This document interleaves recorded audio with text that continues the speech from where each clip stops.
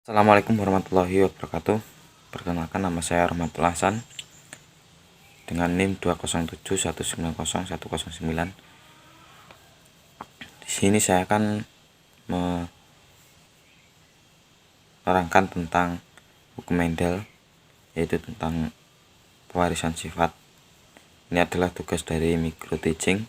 Kenapa saya memilih hukum Mendel? Karena cukup mudah untuk dipelajari, yaitu adalah tujuannya yang pertama memahami materi genetika sebagai dasar pewarisan sifat. Untuk yang kedua, memahami hukum pewarisan sifat atau hukum Mendel. Untuk materi yang pertama, materi genetika. Setiap ciri atau sifat yang diwariskan dari orang tua kepada anak merupakan warisan genetik, sehingga materi genetik memegang peranan yang penting dalam sifat seperti warna kulit, mata, rambut, hidung, dan juga penyakit bawaan seperti diabetes. Untuk yang selanjutnya adalah struktur DNA dan RNA. DNA merupakan nukleus yang di dalamnya terdapat suatu sel yang hidup. DNA memiliki struktur seperti suatu untaian ganda yang membentuk heliks atau ulir. Sedangkan RNA merupakan rangkaian nukleida yang saling terhubung seperti rantai. Di dalam pewarisan sifat terdapat sifat dominan dan resesif. Sifat dominan adalah sifat yang lebih unggul atau mampu menutupi sifat yang lain, sedangkan sifat resesif adalah sifat yang kurang dominan atau tidak unggul, kalah dengan yang dominan. Untuk penyusun genetika, yang pertama adalah kromosom.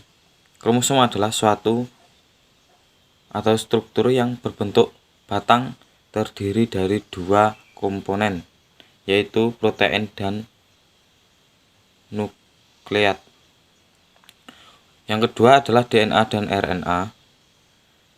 Itu adalah gugus fosfat.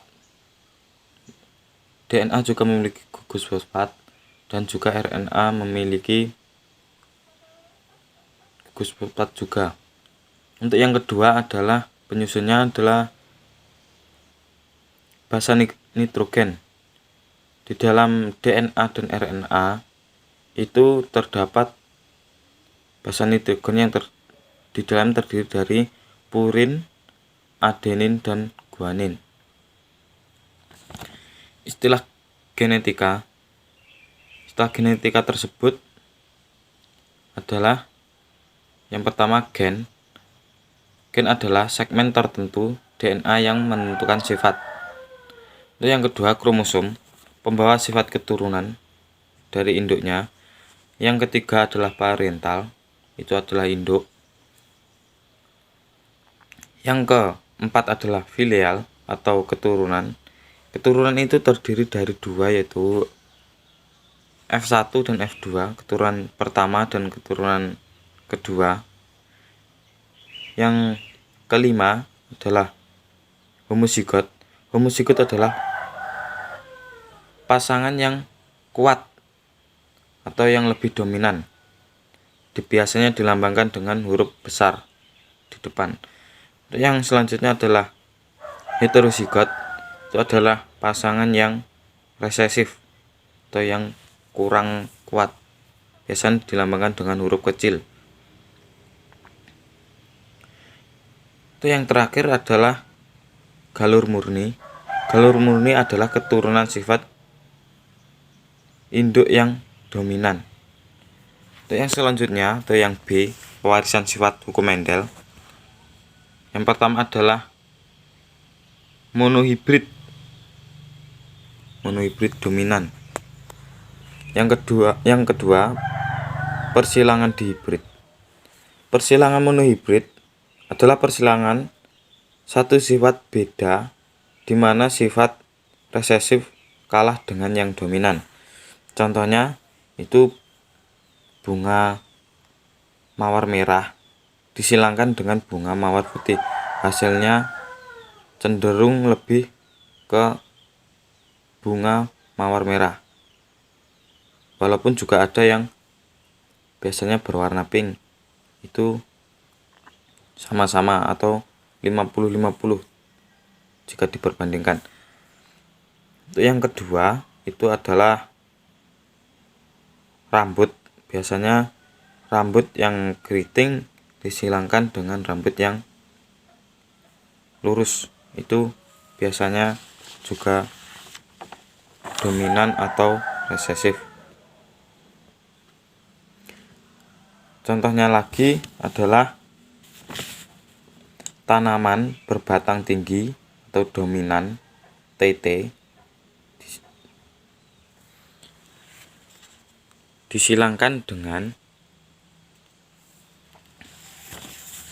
tanaman berbatang rendah atau T kecil. Untuk yang berbatang tinggi itu dominan T besar. Kita akan mencari keturunan F2-nya. Caranya parental atau P.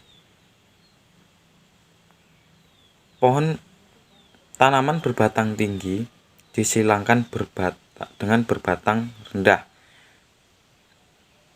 Hasilnya akan tinggi atau TT, rendah atau T kecil. Gametnya adalah T besar disilangkan dengan T kecil. Untuk keturunan yang pertama atau F1-nya adalah T besar T kecil. Jadi untuk keturunan yang pertama itu adalah tinggi karena T besar lebih dominan dengan T kecil.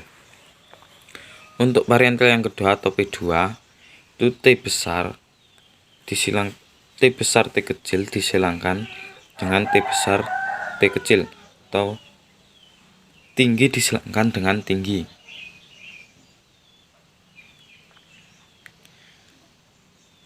Untuk F2-nya kita membuat kotak. Kotak itu terdiri dari 9 untuk mencari perbandingannya.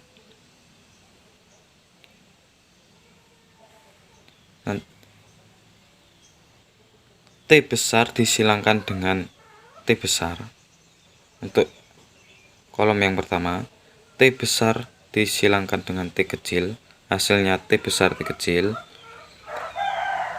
Untuk kolom yang kedua, T kecil disilangkan dengan T besar, hasilnya T besar T kecil karena T besar lebih dominan.